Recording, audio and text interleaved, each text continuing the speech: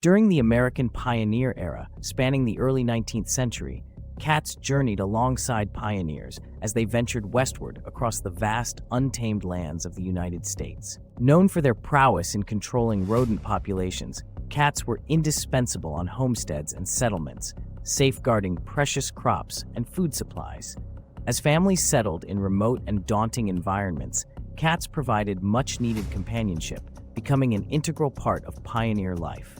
Cultural depictions of the time often showed cats as symbols of luck and prosperity, emphasizing their valued role in these frontier families.